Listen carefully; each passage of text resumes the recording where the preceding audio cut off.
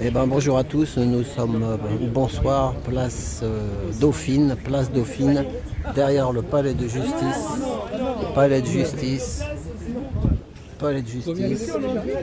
la sortie du, c'est la maison du barreau, donc Juan Branco va sortir, longue audition depuis 15 h, il est 19 h, ça fait 4 heures. Donc il y a eu un petit problème ce matin, ils voulaient rentrer à 300, on leur a dit que c'était pas possible, que c'était 30. Et il y avait une moult de discussions, ils ont réussi à avoir la salle pour 300 personnes. Donc il y avait un bras de fer entre les avocats de Juan Branco et le barreau. Et ils ont réussi à avoir la salle de 300 personnes. Ils ne voulaient pas 30 personnes. Voilà, donc ça va sortir. Bonjour, ça va? Ça va bien? Ouais.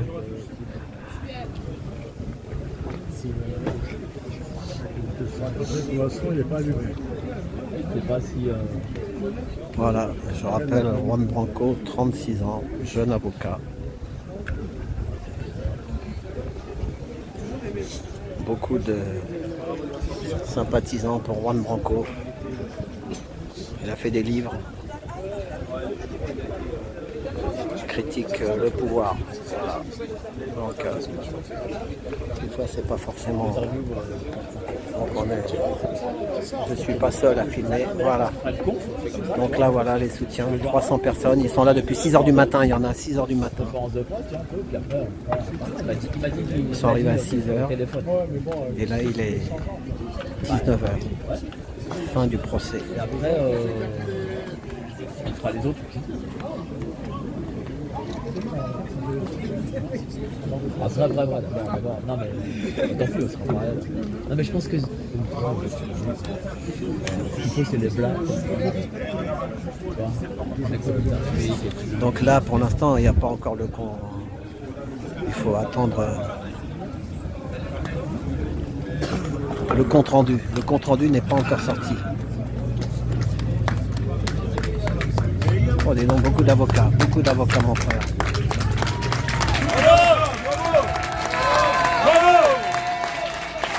J'étais pas dans la salle, moi. J'ai pas vu la salle.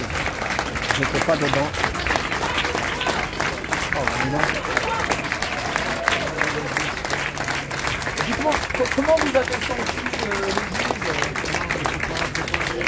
non, restez derrière, pas trop près. On les a sentis patients, très à l'écoute et très attentifs. Bon, c'est une juridiction spéciale puisqu'il s'agit principalement des avocats.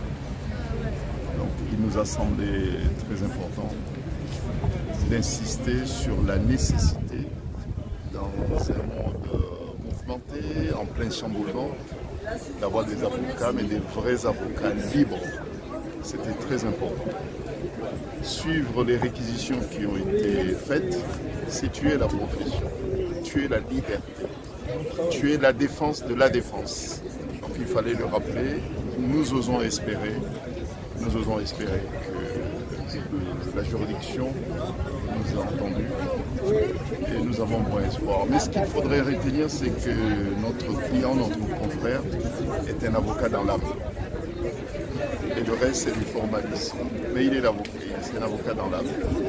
Il n'est pas comme certains qui attendent des contrats des grands patrons pour réagir, pour se constituer. Il est là où il y a besoin d'humanité, où le droit et la défense et la justice fait appel à l'avocat. Vous avez des propos qui étaient un peu tendancieux de la procureure. Vous avez même vous-même eu votre petit coup de gueule. Vous avez pensé quoi? Bon, j'ai pensé, ça m'a rappelé mon jeune âge d'avocat. Lorsque j'ai eu à affronter le Front National, Bruno Mengré et j'ai vu Jean-Marie Le Pen. Ça, c'était à Aix. Je me rappelais que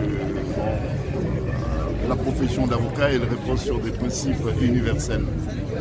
Et rappeler comme quoi, et je ne sais pas s'il y a la déontologie en Afrique, c'était effectivement un mépris. Donc il fallait le rappeler cela. En toute courtoisie, mais il fallait le rappeler.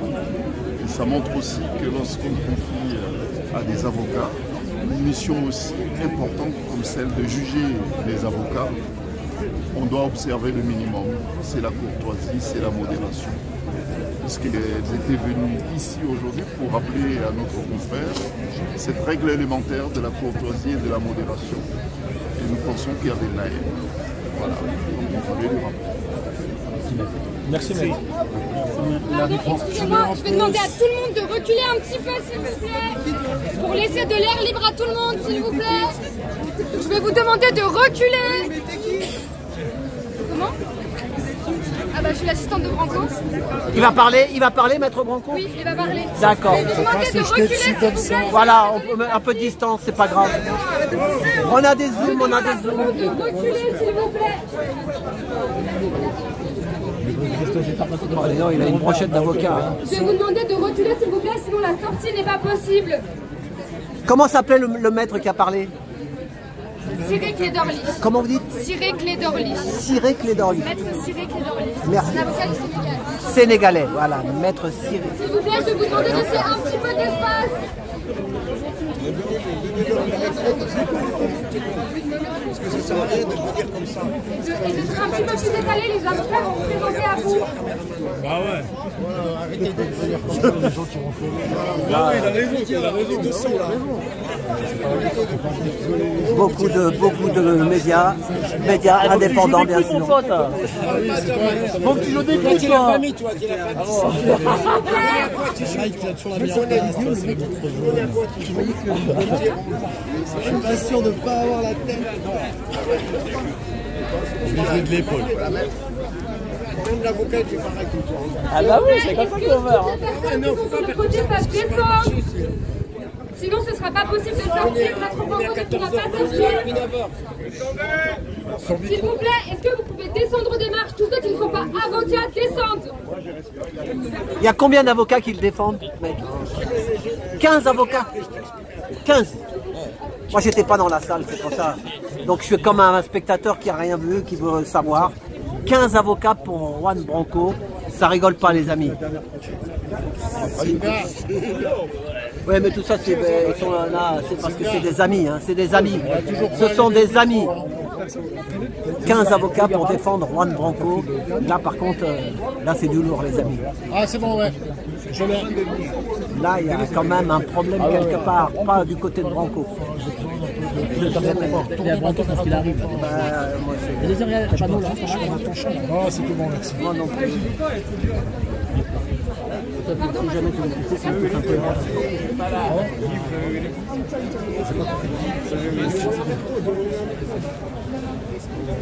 Voilà, on va faire une pause. Je vais faire une pause en attendant. Ah voilà, voilà maître Branco.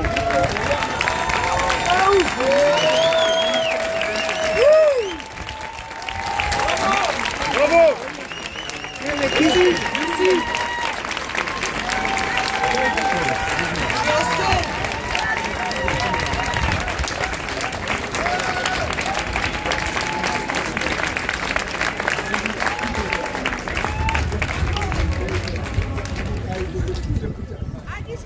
Un petit discours.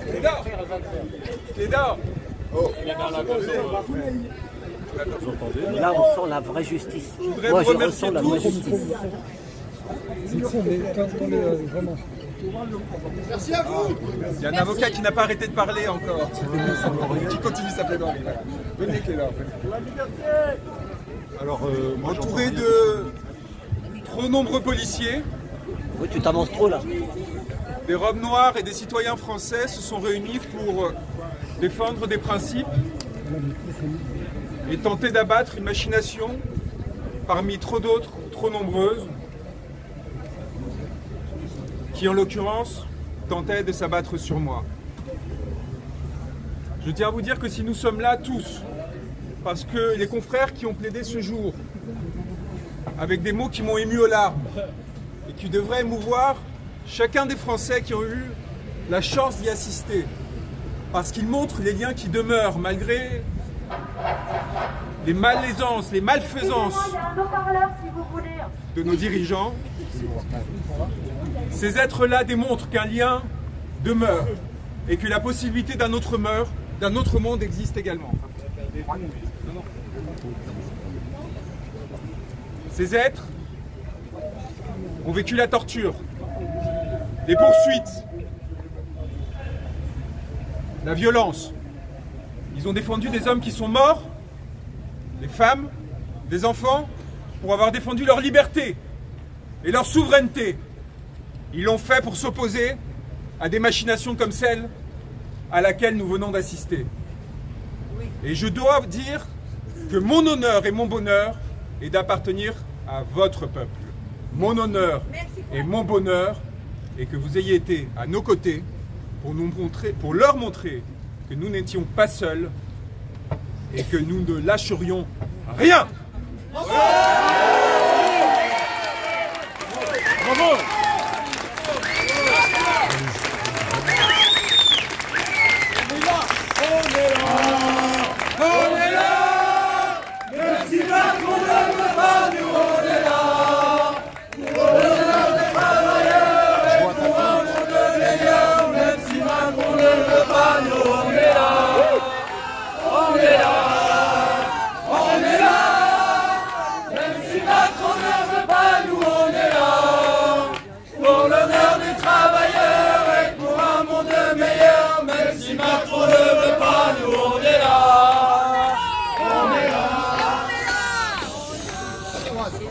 Avant de laisser la parole à mes confrères, je veux à travers vous m'adresser à la France, qui est un pays qui tremble, qui s'inquiète. Vous, comme les forces de l'ordre qui nous regardent de l'autre côté, qui savent les inquiétudes qu'ils peuvent nourrir à l'égard de leur situation, de leur destin et de celle de nos enfants communs. Nous sommes à un moment de bascule où la moindre concession que l'on fera aux offensives qui seront menées contre chacun d'entre nous, qui soit porteur d'une robe ou non, mais qui à un moment donné sera poursuivi, persécuté du fait de ses idées et de ses engagements, doit nous mobiliser tous. Et nous devons lutter contre le principal phénomène, contre le principal allié du pouvoir aujourd'hui, la solitude et le désengagement. Nous devons nous battre, nous devons ne lâcher pas un centimètre face à ces êtres qui sont prêts à tout pour demeurer au pouvoir et pour continuer à nous mener dans les effondrements qui sont les leurs. Je vous remercie à tous d'avoir démontré par votre présence, malgré la forte mobilisation policière, malgré les tentatives d'intimidation, malgré le silence médiatique indécent, encore plus indécent que celui des confrères qui ont enclenché ces procédures, encore plus indécent que ceux des magistrats qui ont cherché à me faire poursuivre, encore plus indécent que celui des politiciens qui sont aujourd'hui en train de mener de basses manœuvres pour sauver ce qui ne devrait pas l'être. Je vous remercie d'avoir fait votre chemin de très loin, pas d'aussi loin que les milliers de kilomètres qu'ont traversé chacun de nos confrères, mais en faisant un effort que je reconnais et que je sais suffisamment lourd, au regard notamment de la condition de beaucoup, pour qu'il me touche et qu'il m'accompagne à jamais. Je vous remercie d'être là, je vous remercie d'être français, je vous remercie de lutter pour une idée de notre pays que d'autres essayent d'écraser.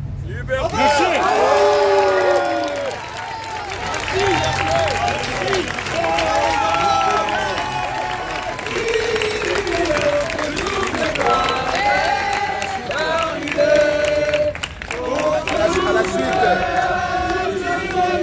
des déclarations de notre nous tenons quand même. S'il vous plaît. Nous tenons à préciser à votre attention que c'est pour avoir envoyé une enveloppe noire à un juge que notre confrère a été attrait devant cette juridiction pour être humilié, pour être muselé. Nous autres, Sénégalais, nous sommes venus et nous sommes fiers d'être à ses côtés. Parce que ce confrère a enduré. Il a été emprisonné 3 jours durant dans les geôles des prisons sénégalaises sous l'ancien régime dirigé par Macky Sall pour la défense de la défense. Par conséquent, ce que nous faisons ici, c'est un devoir de solidarité. C'est un devoir qui nous incombe, car la défense est universelle. Je vous remercie. Bravo.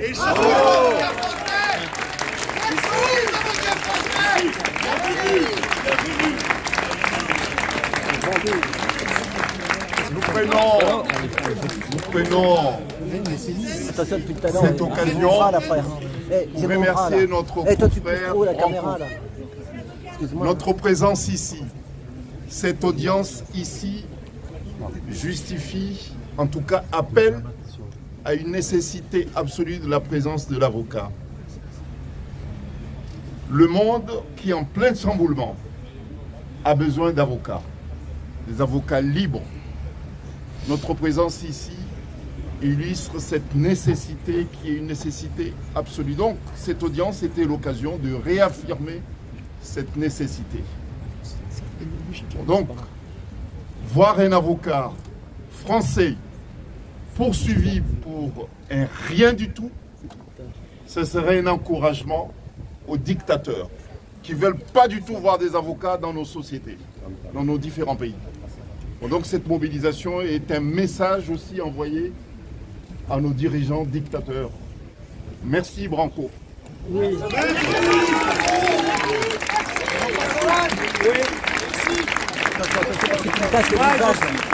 Cache le visage à la caméra, grosse caméra.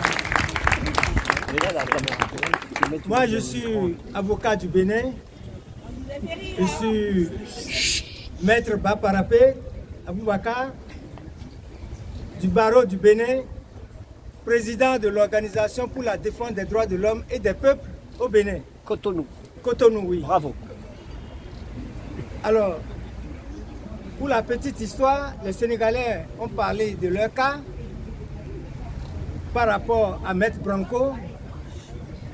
Moi, je vais dire le mien également. J'ai eu la grâce d'avoir l'appui de Maître Branco pour défendre un des secrétaires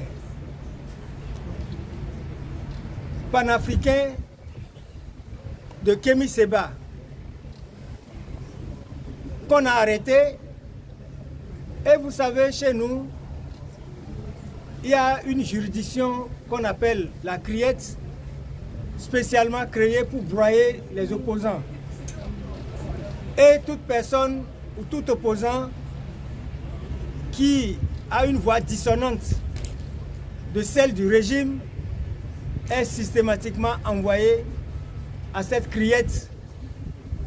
Si tu n'y prends garde, tu peux avoir 1000 avocats, les instructions étant données, c'est 20 ans.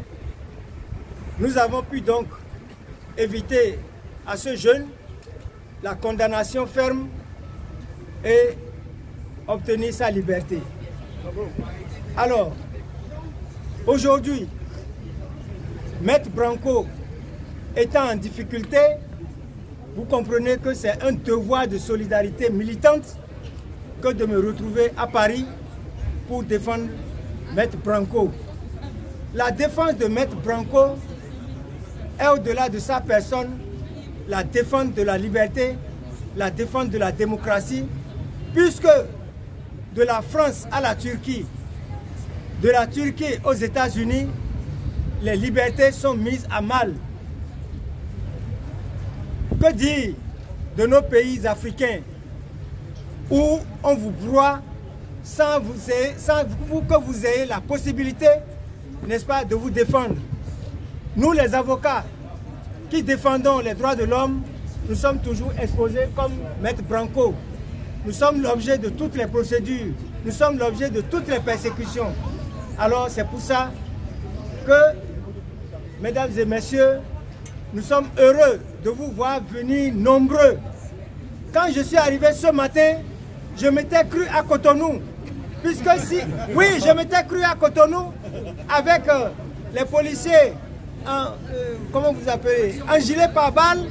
C'est comme ça, tous les jours, dès qu'il y a un opposant qui est traduit devant la criette, eh bien, toutes les issues sont bloquées et les policiers sont partout, sur les toits, sur les véhicules.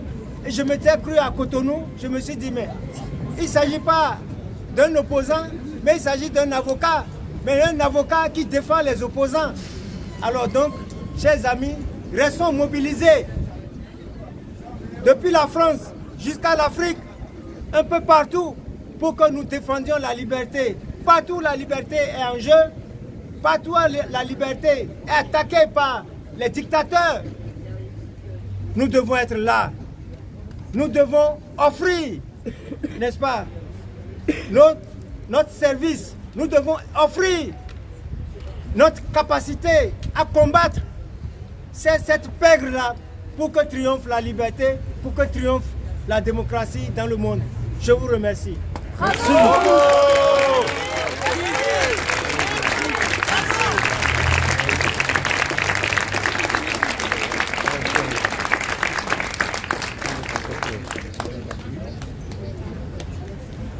Je vous salue tous et je vous remercie aussi pour cette forte mobilisation. Vous vous êtes mobilisés pour cet homme, mais aussi vous vous êtes mobilisés pour la défense de la liberté. Vous vous êtes mobilisés pour la défense de la démocratie. Vous vous êtes mobilisés pour la défense des sans-voix et des opprimés. Aujourd'hui, ce qui s'est passé n'est rien d'autre qu'une conspiration ordinaire, une conspiration politique. Et c'est son ordre qui est utilisé. Et ceux qui ont utilisé cet ordre, c'est une frange de la classe politique, du pouvoir politique, et une frange du pouvoir judiciaire. Encagoulés, on donnait, en réalité, on instruit l'ordre de détruire l'un de ses membres. Une peine de 3 années de suspension, accompagnée d'humiliation, à savoir l'astreinte à des cours de déontologie pour un avocat qui a une envergure internationale. Ces textes signifient que c'est parce que l'ordre a été instrumenté pour détruire Juan Branco. Mais il ne peut pas le détruire parce qu'il est dans chacun d'entre eux. Il ne peut pas le détruire parce qu'il est dans chacun d'entre eux. Il ne peut pas le détruire parce que l'avance de Juan dans la défense de la liberté et de la démocratie à travers le monde, ils ne peuvent même pas voir l'ombre de sa poussière. Il est devenu, qu'on le veuille ou non, une légende. Cela dérange. Une légende des peuples. Cela ne plaît pas. Et certains lui reprochent son droit, non pas à l'existence, mais son droit à la différence. Avec son style, avec sa conviction, avec sa foi en la justice et une volonté inébranlable, une peur sans limite dans la défense des droits. Et aujourd'hui, cette conspiration est en réalité aussi une escroquerie. Parce que je vous ai dit que finalement, il n'y a pas eu de victimes qui se soient plaintes de vous. Tout est par procuration et ensuite par autosaisine. Donc vous voyez, cela veut dire que ils ont avancé dans l'ombre. Mais cette ombre a rencontré une barrière, la barrière des robes. Toutes ces robes qui sont là, des hommes et des femmes, qui partagent avec lui les mêmes idéaux, qui partagent avec lui le même destin. Parce que tous ici sont persécutés. Chacun dans son pays, ou en France, tous font l'objet de poursuites disciplinaires. Ou en tout cas, tous sont victimes de conspiration. Mais c'est un choix dans la vie. Nous avons choisi d'être à côté de vous. Nous avons choisi d'aider les pays à poursuivre leur destin, à avoir leur souveraineté. Donc, nous savons que nous pourrons payer, comme lui déjà, il l'a payé, le prix de prison, le péril de notre vie. Mais cet idéal que nous partageons, nous cheminerons avec lui. Et nous pensons que ceux qui aujourd'hui ont tenu l'audience ont compris que cette vaste escroquerie ne devrait pas passer. Parce que c'est tuer la profession. C'est en fait décourager les avocats. Et c'est surtout faire comprendre aux autres pays que la France qui défendait des valeurs s'est retrouvée en terre. Ou c'était de l'hypocrisie, ou c'est parce que la France a perdu ses valeurs. Mais ces valeurs vivront avec nous. Ces valeurs vivront à travers nous. Parce que c'est un idéal de justice, un idéal de monde. Les robes seront toujours debout. Elles ne fléchiront jamais. Merci. Bravo, bravo.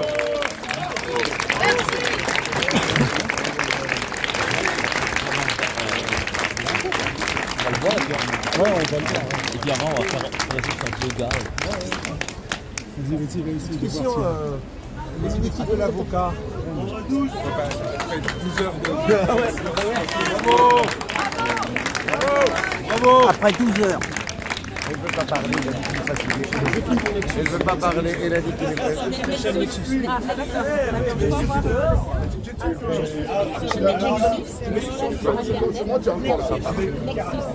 Oui. Je suis de sa femme qui a fait qu'il est resté.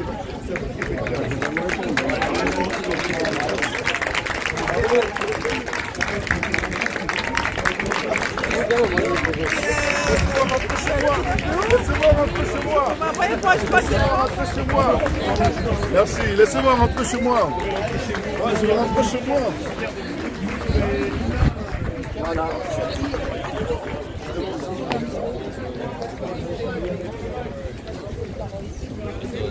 Pardon.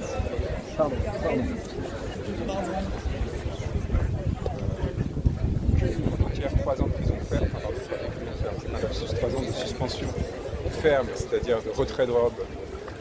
Un jeune avocat qui n'a pas de casier ni judiciaire ni disciplinaire parce qu'il a utilisé une enveloppe noire et rappelé les fondements d'une décision dans des écritures.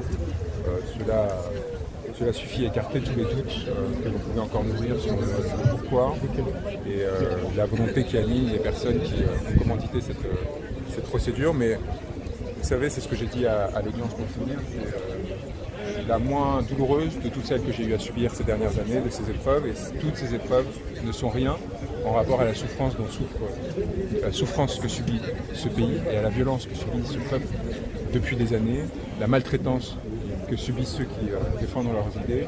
J'ai eu le privilège de connaître la paix, de connaître un monde dans lequel on pouvait croître, se nourrir et vivre dans l'amour et la tranquillité. Je vois que ce monde nous échappe, je vois qu'on veut nous précipiter à la guerre et je considère que mon sort n'est rien si ce n'est une atteinte supplémentaire aux droits de tous ceux que je cherche à défendre. En fait, notre lutte, elle doit être et demeurer collective, elle doit être ça, elle doit être cette réunion de toutes ces personnes qui à un moment donné se sont dit ce n'est pas lui, c'est nous. Et ce nous, il doit croître et croître jusqu'à les dévaster parce que en réalité en face ils sont seuls. En réalité en face ils n'ont pour cela que la solitude, la leur et celle qu'ils génèrent.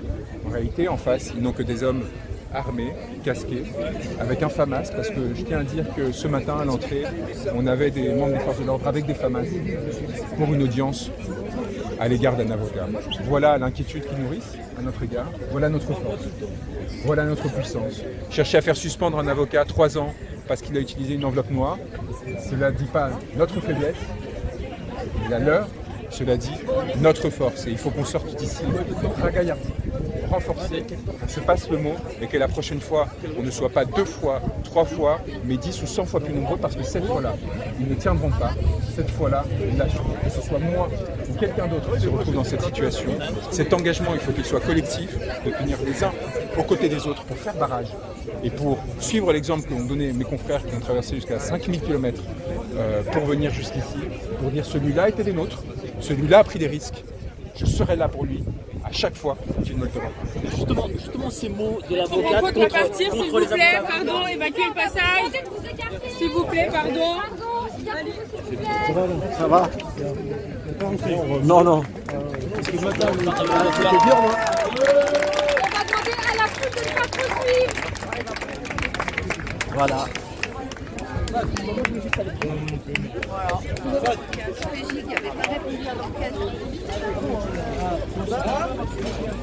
S'il vous plaît, on va demander à la foule de ne pas suivre.